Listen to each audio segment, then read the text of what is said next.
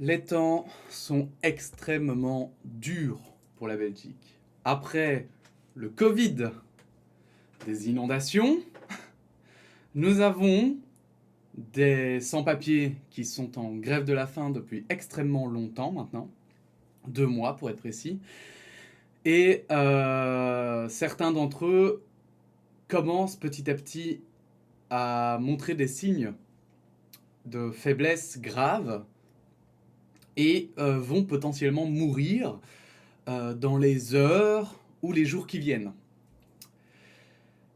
Et comme visiblement le nombre de personnes qui sont mortes du Covid ainsi que le nombre de personnes qui sont mortes des inondations n'est pas suffisant, il semblerait que le secrétaire d'État à la migration, Sami Madi, aimerait qu'il y ait un peu plus de victimes en Belgique, parce que bon, tant qu'à faire, autant continuer sur notre lancée, quoi. C'est une année mortifère, alors bon... alors j'en rigole, mais en réalité, c'est un peu un rire jaune, hein, on va pas se mentir. On va parler de tout ça parce que des informations importantes sont en train de tomber, et littéralement, on va dire que les heures et les jours qui suivent vont être primordiaux. C'est un challenge de plus d'ailleurs pour le Premier ministre. Qu'est-ce que je le plains, bordel de merde. Mais qu'est-ce que je le plains à gérer autant de crises en une fois, à sa place, purée. Oh. Là, pour le coup, quand même, j'ai un peu je compatis un petit peu, quand même. Je compatis.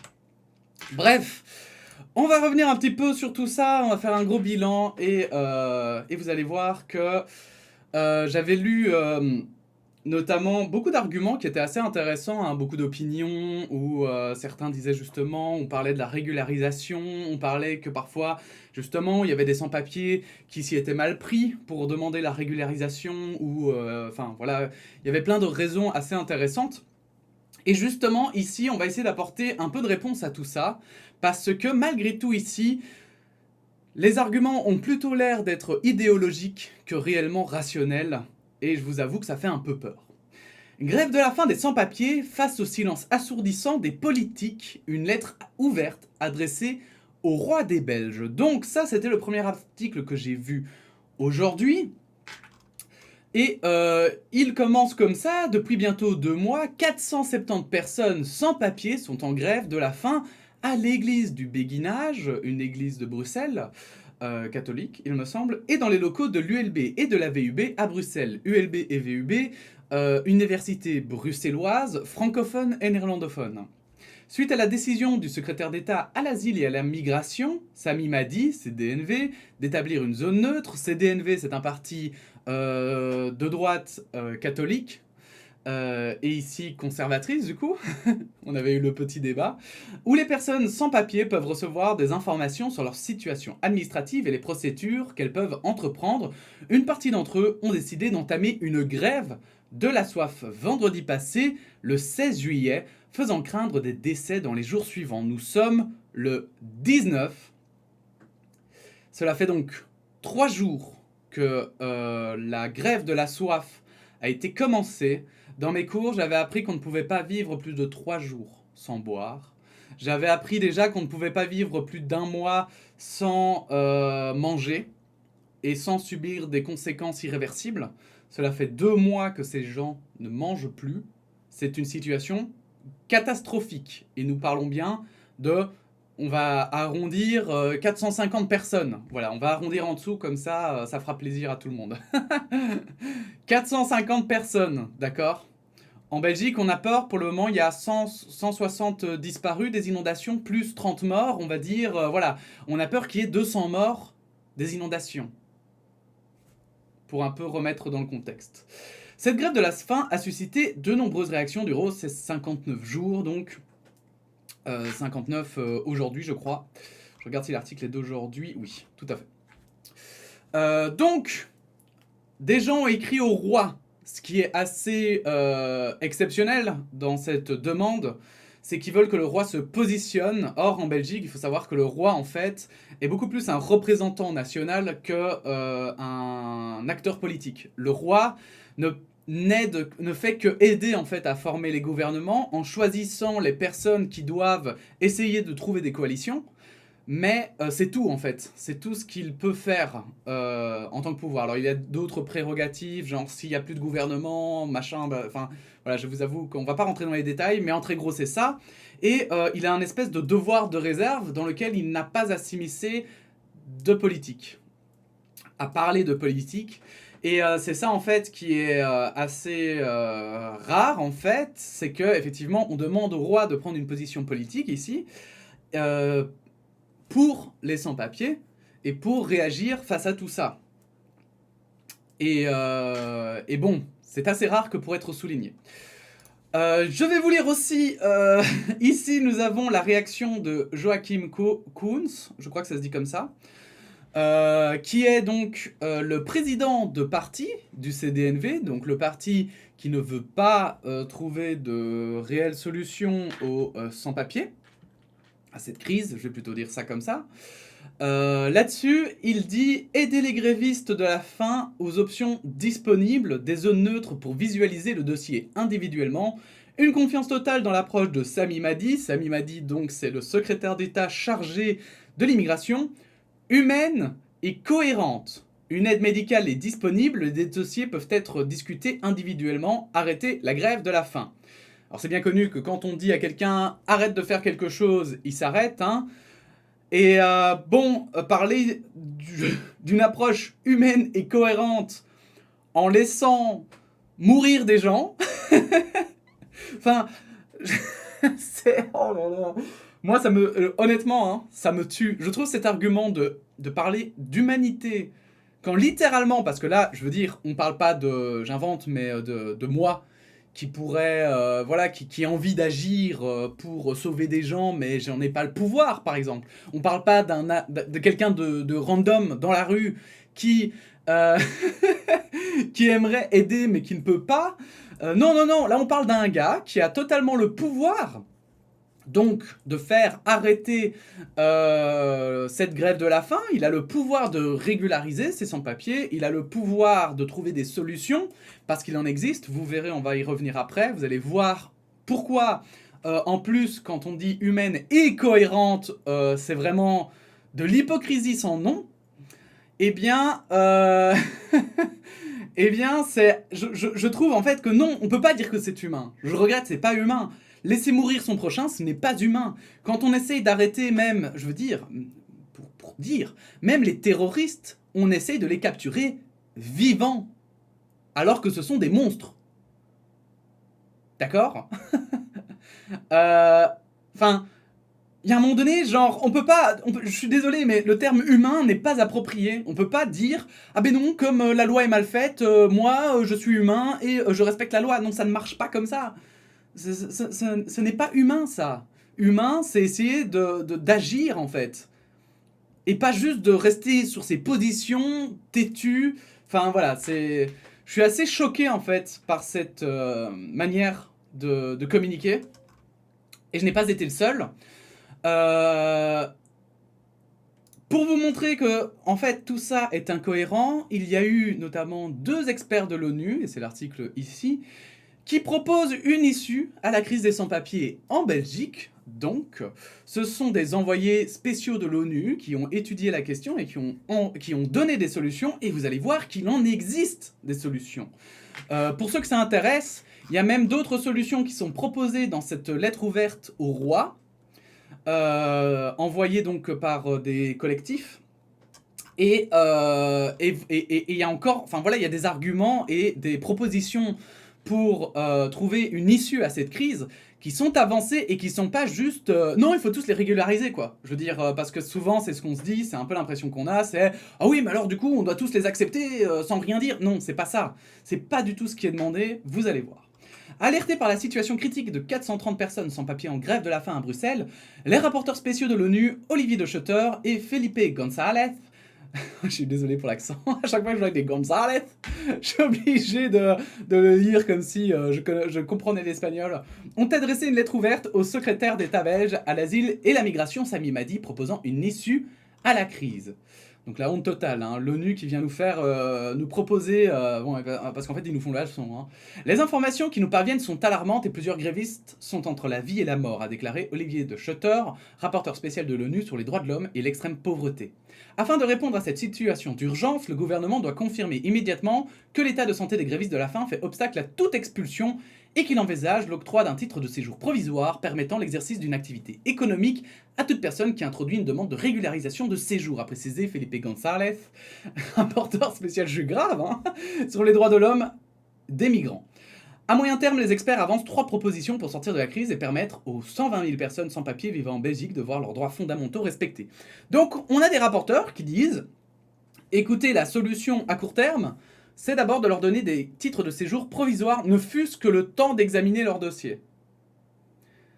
Donc, provisoire, ça veut dire que ça peut arriver à échéance, ok? Soyons bien clairs, quoi. Et il me semble que les sans-papiers ont déjà dit que s'ils avaient un titre de séjour provisoire déjà, ils seraient déjà bien contents. Mais visiblement, ce n'est pas le cas. Ça n'arrange pas notre cher secrétaire à l'immigration. Tout d'abord, la mise sur pied d'un mécanisme permanent, indépendant et impartial, séparé de l'Office des étrangers. L'Office des étrangers, c'est ceux qui s'occupent de la gestion justement de l'immigration, compétent pour examiner les demandes de régularisation. Dans la situation actuelle, les personnes souhaitant bénéficier d'une régularisation sont dissuadées de le faire par crainte d'être arrêtées et expulsées du territoire. Donc en fait, ce qu'il propose, c'est qu'entre l'État et les demandeurs d'asile, il y ait un organisme indépendant, en fait, qui va carrément statuer sans que derrière, il y ait la police qui les attende avec des matraques en se disant « Si t'es refusé, on va te péter la gueule et on va te renvoyer chez toi, ok ?» Alors, je grossis le trait, hein, d'accord? C'est bon. Un peu d'humour, s'il vous plaît, quand même. C'est une situation dramatique, donc autant essayer d'un peu mettre de légèreté dedans. C'est déjà assez dur comme ça, hein. Deuxièmement, il est urgent de préciser et d'élargir les conditions d'accès à la procédure de régularisation à partir du territoire belge. En pratique, la notion de circonstance exceptionnelle, telle qu'elle apparaît dans la loi, laisse libre cours à l'arbitraire et conduit à un faible taux de recevabilité. Donc c'est ça le pire. C'est ça le pire, c'est que la loi, elle est mal foutue. C'est-à-dire qu'en fait, et ça je l'ai lu dans d'autres articles, c'est dit dans d'autres articles, en fait, la régularisation des sans-papiers en Belgique, c'est la gueule du client. Donc vraiment, tu peux avoir exactement le même dossier qu'un autre, mais le mec, il peut te faire « Ouais, non, non, en fait, non. » Bon, on va pas se mentir, hein, mais le gouvernement précédent a beaucoup contribué à ça. La fameuse suédoise composée de la NVA et du MR, donc deux partis de droite, un flamand, un francophone, qui ont énormément durci les conditions d'accès en fait pour les étrangers, au point que vraiment maintenant pour passer faut vraiment enfin voilà, c'est devenu arbitraire. Et finalement, les experts encouragent le gouvernement belge de protéger les droits humains des personnes sans papier dans les domaines de l'emploi, de l'enseignement, du logement et de la santé. Un système de pare-feu permettant de séparer les pouvoirs des inspecteurs de ceux des services d'immigration devrait s'imposer notamment en matière d'inspection du travail afin de réduire le risque d'exploitation économique des travailleurs et travailleuses. Et ça c'est le dernier point qui est abusé, hein, et qui est, voilà, je trouve que les rapporteurs font en fait quelque chose, enfin voilà, c'est ça, être rationnel, hein. C'est qu'en fait, ces gens travaillent. Mais comme ils n'ont pas de papier, eh bien, ils travaillent chez des patrons qui les emploient sans payer d'impôts, pour des sommes dérisoires qui ne leur permettent pas de vivre. En fait, du coup, ces sans-papiers, ils vivent où? Chez des marchands de sommeil, donc des gens qui en profitent hein, pour... voilà, imaginez, vous avez un logement, hein, voilà. Un logement avec une seule chambre hein, pour 300 € par mois. Normalement, ce serait son prix, ok? C'est pas grand chose, en plus il est délabré, faut faire des travaux, ça vous fait chier quoi. Ça vous fait bien chier, hein. Eh bien, solution, pourquoi pas entasser 10 sans-papiers dedans et les faire payer 50 € par mois? Bah ouais, vous aurez 500 € par mois, en net, puisqu'en plus, vous le déclarez pas, bien sûr, évidemment, et comme ça, en fait, vous faites plaisir, et pas besoin de rénover. La chaudière casse, bon, on s'en fout, c'est bon, ces gens n'ont de toute façon pas de papier, au pire, vous appelez la police et ils dégagent. Alors, c'est horrible, hein, c'est horrible, c'est horrible. Et c'est pour ça qu'en fait, on peut pas continuer comme ça. On peut pas. Et c'est pour ça qu'ils proposent ce système de pare-feu, qui serait donc en fait que les inspecteurs du travail pourraient condamner les patrons qui utilisent des sans-papiers à des fins illégales, en fait, sans payer d'impôts, en leur payant pas le salaire belge, du coup aussi, hein, du coup, en engageant du coup des Belges, enfin je veux dire des Belges ou des personnes qui sont en tout cas dans la légalité, et ça permettrait aussi aux sans-papiers du coup aussi de pouvoir tenter de se construire une vie, parce que le problème aussi pour un sans-papier, c'est que en n'ayant jamais rien aussi d'officiel ici, bah, les procédures qui durent 2 ans, bah, pendant 2 ans, ils font quoi? Ils dorment dans la rue, ils mangent pas, ils boivent pas, et puis voilà, ils attendent? Bah non, il faut quand même qu'ils puissent vivre, et pour ça, il faut qu'ils puissent quand même essayer de trouver du travail.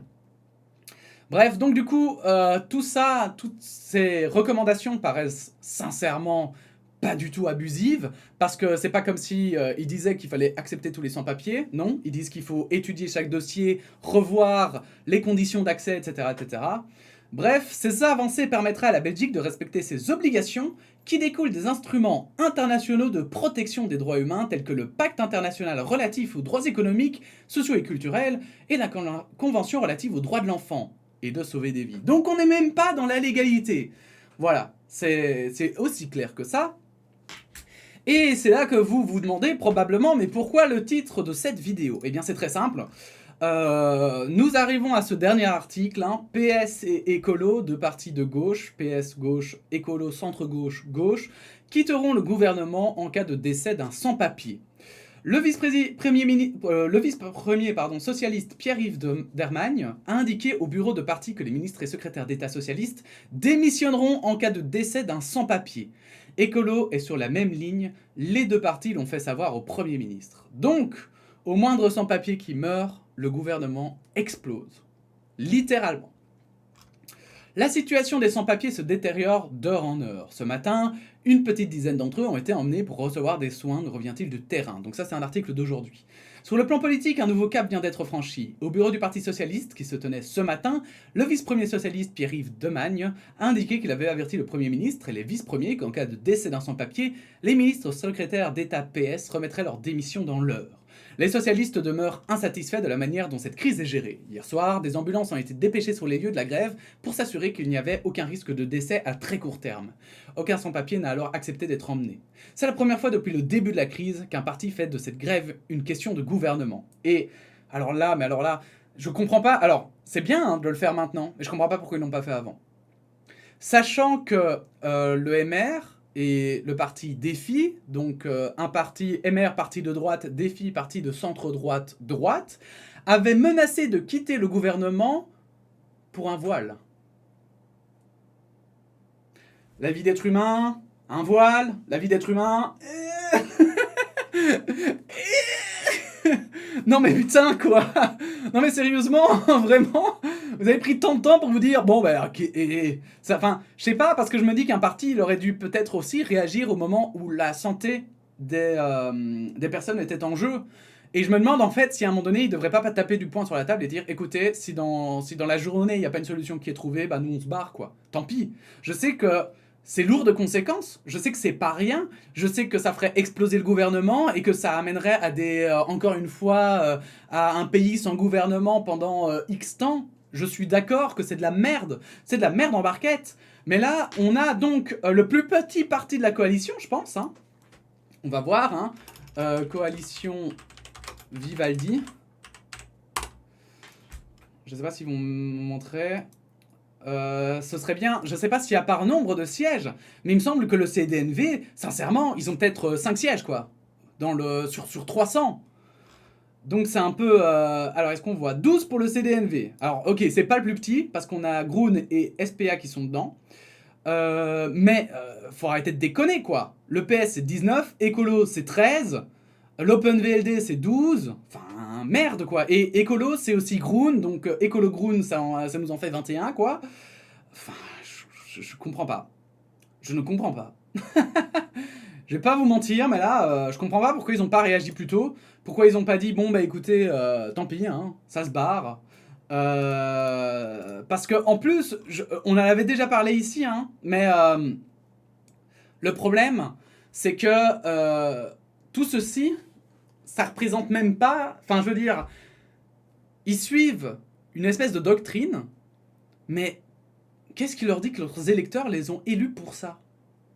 Je peux très bien être catholique, mais pour l'accueil des sans-papiers. Je peux très bien voter à droite et être pour l'accueil des sans-papiers. Enfin, je veux dire, dans tous les sens du terme, quoi. Qu'est-ce qui leur dit que forcément, ils doivent tenir cette ligne ultra dure dans laquelle il ne faut accepter aucun immigré? Enfin, c'est n'importe quoi, c'est vraiment n'importe quoi. La question se posait jusqu'ici, sachant que la régularisation collective ne figure pas dans l'accord de majorité et que les demandes socialistes et écologistes de solutions alternatives n'avaient pas été entendues. On sait qu'Écolo est également à la pointe du combat pour trouver une solution pour les sans-papiers. La question se posait donc de savoir si les Verts avaient aussi menacé de quitter la coalition. La réponse est positive. Le coprésident du parti a indiqué dans un tweet que son parti proposerait des actes en pleine cohérence avec les propos. Le porte-parole du parti nous confirme qu'il faut bien y voir une menace de démission. Il nous est confirmé que les deux partis ont effectivement pris cette position en Conseil des ministres restreint. Donc maintenant c'est sûr, le gouvernement éclatera si un sans-papier meurt, tout simplement. Voilà, et ce sera terminé, terminado le gouvernement.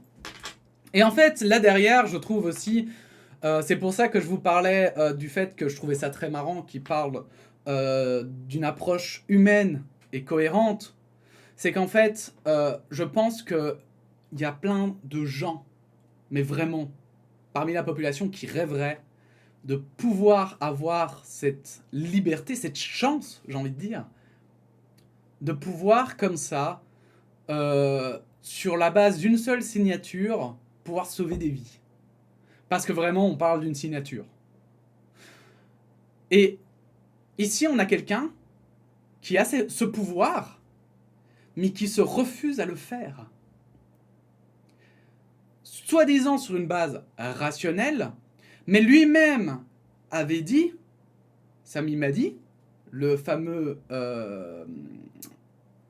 j'ai perdu le mot, secrétaire à l'asile et à la migration, il avait dit lui-même que c'était pas sa faute si les règles étaient mal foutues, que c'était la faute de ses prédécesseurs. Mais alors si lui-même est en désaccord avec la façon de fonctionner, comment ça se fait qu'il continue à être têtu en fait? Qu'est-ce qui est cohérent dans sa position? Alors non, mais je trouve vraiment, hein, vraiment. Alors, cette loi, c'est de la grosse merde. Hein. Et je pourrais la faire sauter, hein.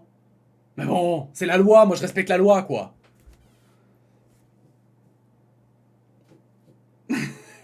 Please! Please! Et puis surtout, mettre en danger toute une coalition. Moi, c'est ça que je trouve le pire.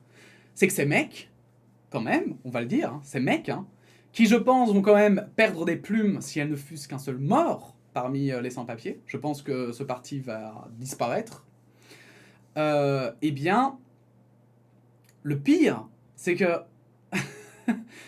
ils prennent le risque de foutre en l'air une coalition.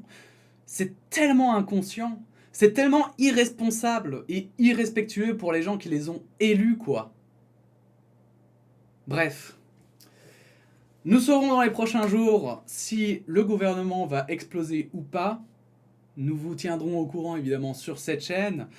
Si ce sujet vous intéresse, n'hésitez pas à partager cette vidéo, n'hésitez pas à la liker, à vous abonner, à donner votre opinion en commentaire évidemment. Et puis sinon, on se dit à bientôt pour de nouvelles actualités, comme d'habitude. Allez, la bise tout le monde.